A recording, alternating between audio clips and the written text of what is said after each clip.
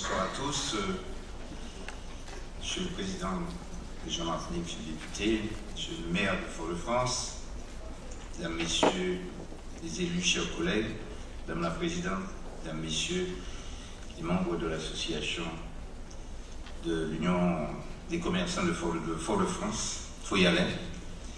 C'est avec plaisir que je suis ici ce soir pour représenter Madame la Présidente qui s'excuse d'être des nôtres ce soir dans le cadre de cette manifestation et de signature de convention entre les collectivités, les institutions et l'association.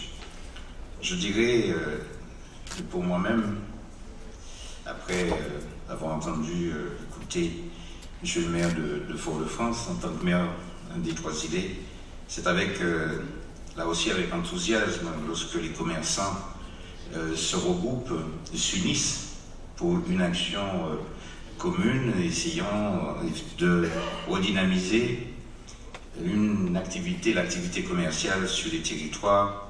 Nous en sommes très enchantés et nous souhaitons effectivement que cela se passe sur toute l'île en tant que conseiller général, mais aussi en tant que maire. Je dirais, il n'y a pas plus longtemps que cette semaine où la ville des Trois-Îlets a présenté à de nombreux commerçants, plus d'une centaine sont venus à la mairie de Trois-Îlets lors de la présentation de son schéma de développement et d'aménagement touristique. Vous voyez, on sent effectivement, on ressentit dans notre pays, que les commerçants voudraient que les choses se développent, que la Martinique se développe, que le commerce puisse y reprendre goût. Et vous avez effectivement tout intérêt, et je vous en félicite en tant que maire, mais aussi au nom du Conseil général de la Martinique.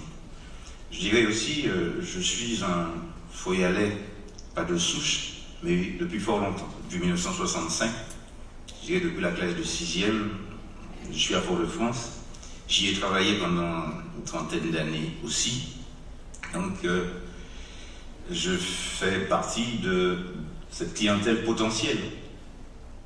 Pour vous, les commerçants, j'ai toujours été aussi un client du centre-ville de Fort-de-France et je tiens à y rester et à ce que le commerce de Fort-de-France, les commerçants de Fort-de-France, toute l'activité commerciale de Fort-de-France se développe et permettent aussi de rejaillir sur la commune d'en face et que la commune d'en face puisse apporter aussi toute cette chalandise dont vous avez besoin, tous ces chalands dont vous avez besoin pour faire fructifier votre commerce. C'est de notre intérêt commun, dirons-nous, entre l'ensemble de la Martinique, l'ensemble des Martiniquais, tous ces chalands de l'ensemble martiniquais, mais particulièrement, je dirais, en face, et avec le Transrad qui pourrait être mis en place, bien ordonné, bien organisé, grâce au Conseil général et bien sûr la région Martinique. J'espère que cela aussi apporterait beaucoup pour la ville de Fort-de-France et les commerçants de Fort-de-France. Voilà ce que je dirais en tant que citoyen, que chaland pour vous, client, pour potentiels clients, mais aussi le Conseil général qui tient aussi à aménager, à reconstruire dans le centre-ville, porter ce potentiel qui existe autant au niveau du personnel du Conseil général. C'est plus de 2800 clients potentiels pour la ville et qui sont effectivement et qui travaillent dans le centre-ville. Je crois qu'on a grand intérêt effectivement à maintenir ces activités aussi, une activité administrative dans le centre-ville, permettant aux commerçants d'en bénéficier. Donc voilà ce que je dirais. Mais le Conseil général, qu'est-ce qu'il apporte effectivement comme sa contribution auprès de l'Union des commerçants Foyalais? La mise en œuvre du plan de redynamisation et de revitalisation du centre-ville de Fort-de-France, le champ d'action qui nous concerne, particulièrement le Conseil général, c'est la médiation, c'est le lien social, l'animation. En conséquence, le Conseil général de la Martinique et l'Union des commerçants Foyalais sont convenus conjointement. C'est notre intention, l'intention de nos commerçants, de structurer un partenariat visant à collaborer la relance de l'attractivité du cœur de ville et de Fort-de-France à la lutte contre les fléaux que sont le chômage, la délinquance, la paupérisation des ménages dans le cadre d'une convention triennale.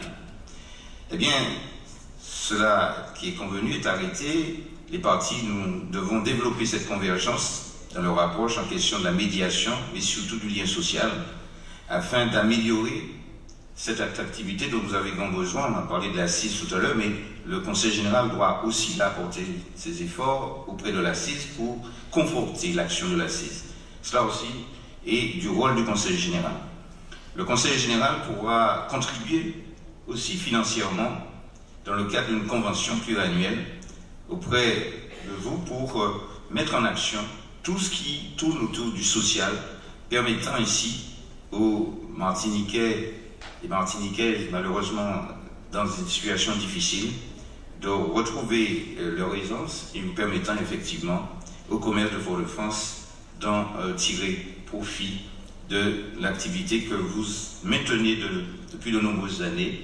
Et je pense que ce n'est pas une nostalgie que j'aurai vis-à-vis de ce qui s'est passé dans Fort-de-France depuis de longues années où j'y suis, mais où j'ai vécu avec vous ces difficultés de la ville.